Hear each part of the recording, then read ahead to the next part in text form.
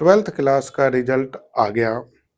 बहुत सारे स्टूडेंट्स एक तरफ जहाँ अच्छे अंक लेके आए, वहीं पे दूसरे कुछ स्टूडेंट्स के कम नंबर भी हैं। तो मैं उन सभी स्टूडेंट्स को कहूँगा, किसी को किसी भी तरह से घबराने की ज़रूरत नहीं है। सबके लिए एक उज्जवल भविष्य सामने है, बस सही रास्ता आपको अपनाने की ज़रूरत है।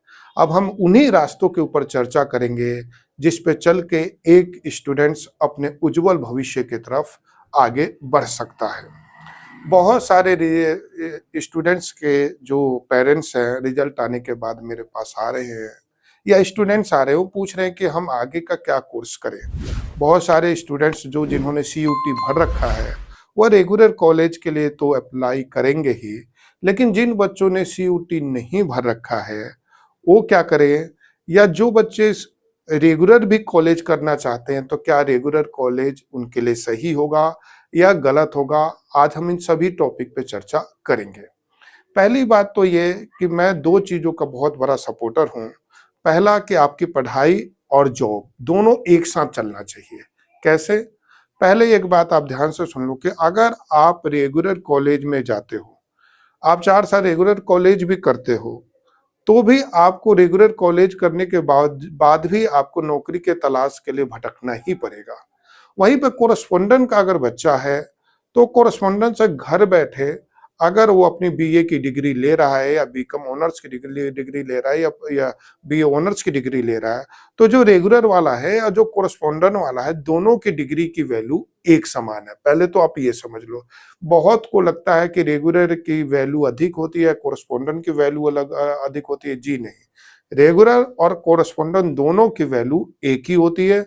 और 2 बात और इसमें जोड़ दूं, दोनों में सेमेस्टर होते हैं, इसलिए दोनों तरह के स्टूडेंट जो कोरेस्पोंडेंट में है या रेगुलर में है, दोनों पढ़ाई से जुड़े हुए होते हैं।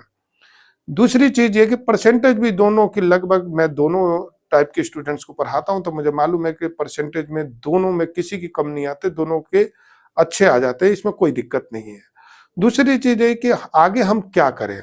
तो मैं यही बात कहना चाहता हूं कि आप 12th करने के बाद अगर आपकी उम्र 18 वर्ष से अधिक हो चुकी है, तो आप कोरेस्पोंडेंट को भरते हुए आप गवर्नमेंट जॉब की तरफ जाओ। हो सकता है कि 4 साल या 3 साल के अंदर आपकी ग्रेजुएशन होने के साथ-साथ आपकी गवर्नमेंट जॉब भी लग जाए। रीजन ये है कि 18 साल होते ही आप कम से कम 1 साल में 23 पेपर एसएससी लेवल के, रेलवे के, स्टेट लेवल के भरने के लायक हो जाते हो।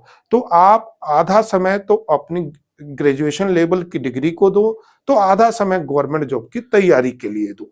साथ ही मैं आप बच्चों को एक ये भी सजेशन दूंगा कि बच्चे इस समय जो वातावरण एआई का है, एआई टूल्स का है, डिजिटल मार्केटिंग का जो एज है, कंप्यूटर का एज है, उसके ऊपर भी कुछ ना कुछ वो अपनी नॉलेज को बढ़ाएं। कोई ना कोई कोर्स एआई टूल्स से जुड़ा हुआ, एआई से जुड़ा हुआ, कंप्यूटर से जुड़ा हुआ, डिजिटल मार्केटिंग से जुड़ा हुआ वो जरूर करें।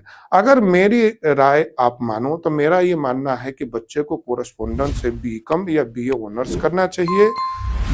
इसके अलावा उसे गवर्नमेंट जॉब की तैयारी शुरू कर देनी चाहिए, और उसके बीच में अगर समय उसे मिलता है, तो स्टेनोग्राफी या एआई टूल्स या फिर डिजिटल मार्केटिंग का कोर्स करते हुए अपने उज्जवल भविष्य की तरफ आगे बढ़ना चाहिए।